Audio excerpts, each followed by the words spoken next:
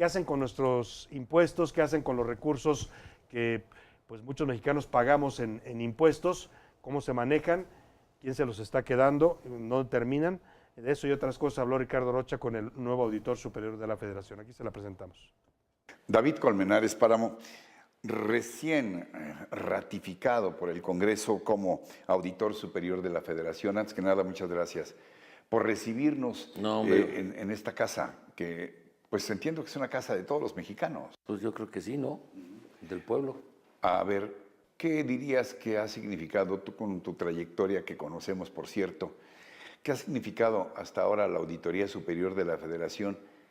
¿Y con qué auditoría sueñas tú? ¿Qué quisieras que representara para los mexicanos esta institución?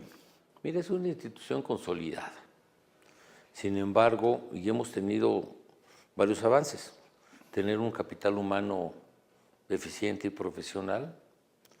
Nos falta todavía apoyarlos con el servicio profesional de carrera, pero que hemos tenido magros resultados, por varias razones. Magros, pobres dices, resultados. pobres. Por ahí vimos que Amparo Casar, yo lo vi antes de que se diera el proceso, escribió que éramos la institución del 0.04% de eficacia. Esto es que de 800 demandas, alrededor de 800 demandas, pues nada más 4 habían avanzado. Generalmente los asuntos que se tocan aquí en la parte jurídica, cuando el demandado llega al tribunal en tercera fiscal o de justicia administrativa, la autoridad los pierde. Entonces hay gente que los observas y en lugar de corregir sus asuntos o reintegrar los recursos, apuestan a irse al tribunal. Y no porque los magistrados del tribunal sean negativos, simplemente que lo que me han dicho vienen los asuntos mal planteados. Eso significa también que tenemos que fortalecer jurídicamente. ¿Pero por ineficiencia o por connivencia? No, yo creo que fundamentalmente ahí también es por ineficiencia, falta de experiencia. Desde luego yo no descarto que haya algún caso por deficiencia, por otras cosas. Como también estoy consciente que en esta institución sí hay espacios de corrupción.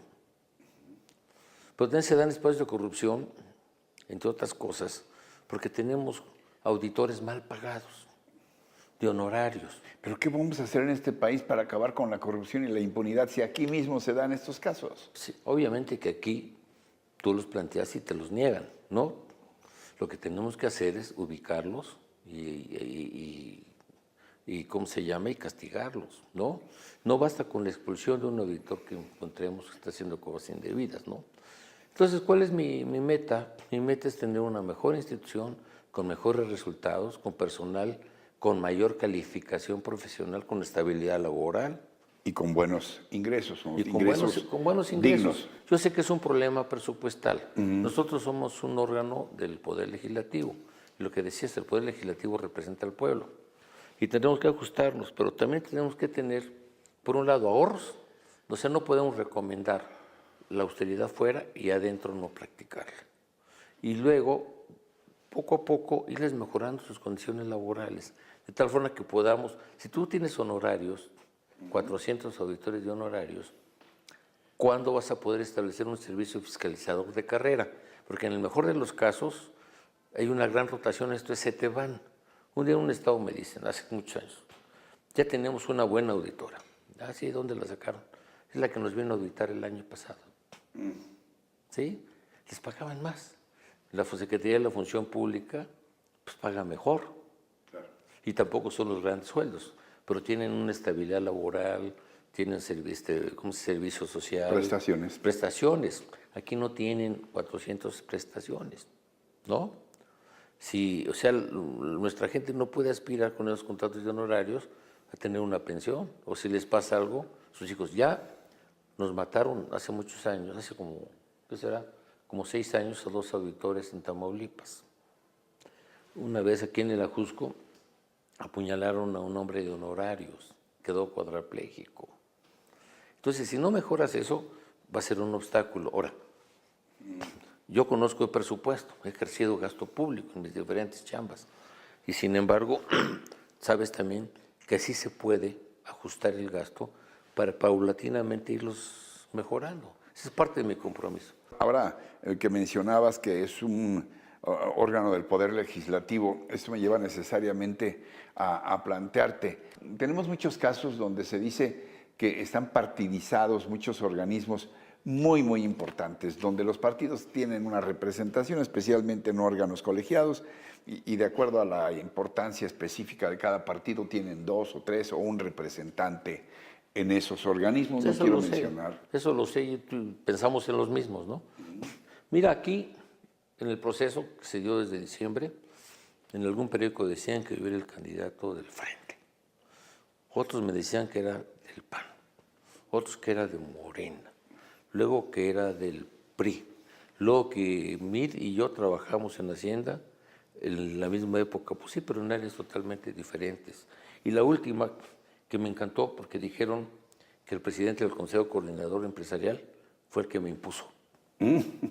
Entonces, no, mira, yo entiendo que como ciudadanos todos tenemos un corazón para nuestro voto, ¿no? El voto ese es personal, ¿no? Aquí nuestra obligación es no tener ningún compromiso partidista.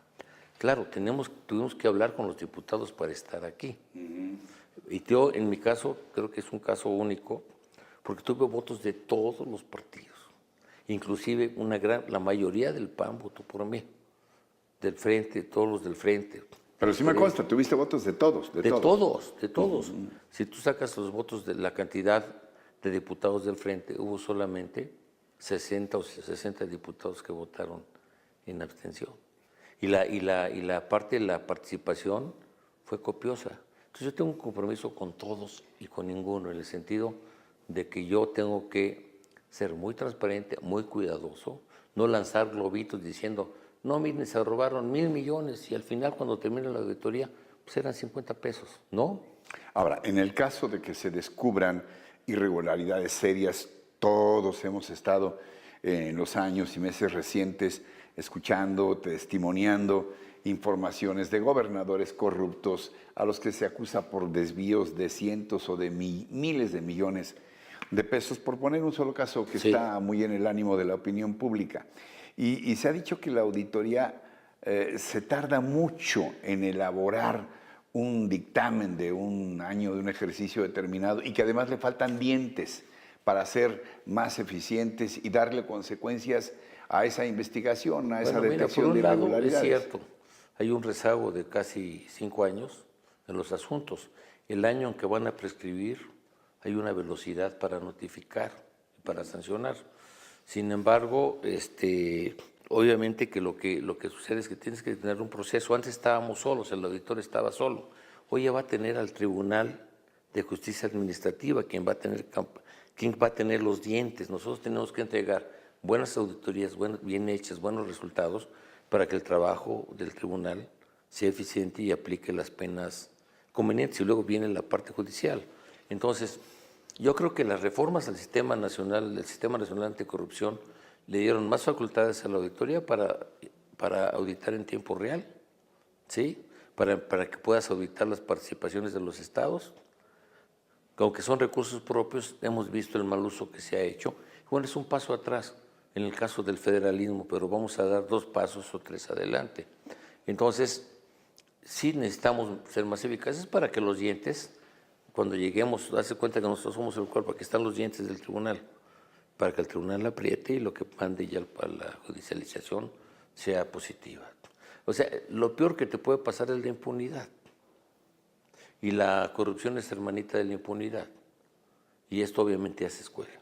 Hay en los años recientes, sobre todo, pero manifiesta desde hace algún tiempo, una desconfianza generalizada de los ciudadanos en las instituciones, en la política, en los políticos, no se diga en los partidos o a veces también en los propios candidatos. ¿De qué manera la auditoría puede contribuir para reavivar la fe en nosotros mismos y en nuestras instituciones en este país y contribuir todos a un desarrollo más equitativo, más justo, a un México más justo, David? Mira, yo creo que primero ser muy claros en el mensaje donde hablemos de lo que son las auditorías, lo que es el alcance de la auditoría, lo que la auditoría puede hacer y desde luego con los resultados que seamos eficaces en la sanción. Ahí yo te diría, te resumiría en una palabra, con resultados. ¿Cómo recuperar la confianza? Pues con resultados. Ahora, no somos nosotros solos, hay un sistema ya y también en eso tienen que jugar un papel importante los partidos y los gobiernos de los tres órdenes. Pero tampoco podemos nosotros adelantar juicios sin antes tener bien preciso el resultado de nuestras acciones. Finalmente, te conozco desde hace algún tiempo y sé de tu paso por la administración pública y de tu entrega al propio servicio público. ¿Qué le dirías a quienes nos están viendo y escuchando y que tengan dudas de por qué ahora sí podríamos creer en que esta institución va a ofrecer estos resultados de que hablas? ¿Y cuál es tu compromiso de moral pública en el ejercicio de este cargo tan delicado? ¿Qué le dirías a quienes nos están viendo Pues y mira, escuchando? primero que sí hay que recapacitar. Hoy parece que ser funcionario público ya eres un presunto responsable de algo que vas a cometer en el futuro, que todos los gobernadores son delincuentes. Yo creo que tenemos que también darle una información transparente de nuestras acciones a la gente, eso que sea de puertas abiertas. Y en mi caso personal, mi compromiso fundamental es, pues siempre he tenido, lo dije en la Cámara, siempre he tenido Contraloría Ciudadana, que han sido mis papás y hoy mis hijos. Entonces no podemos fallar y me comprometo obviamente a dar resultados, a estar abierto a los resultados, por supuesto, y a fortalecer el papel de la Auditoría Superior en el Sistema Nacional de Anticorrupción. No puedo esperar 8 años, tenemos que empezar a dar resultados en el corto plazo. Y de eso obviamente me comprometo también que cuando sea necesario, Ricardo, que sea necesario que hablemos, inmediatamente que tengamos algo que decir, te vamos a molestar. Al contrario, gracias por la confianza. David Colmenares Páramo, auditor superior de la Federación. Estaremos en contacto y también por parte nuestra con este espacio siempre abierto. Yo lo sé, Ricardo. Gracias, señor auditor. Y bueno, pues nos congratulamos todos quienes te conocemos desde hace algún tiempo. Ese es mi 5.º día. El 5.º día empezando apenas tu labor.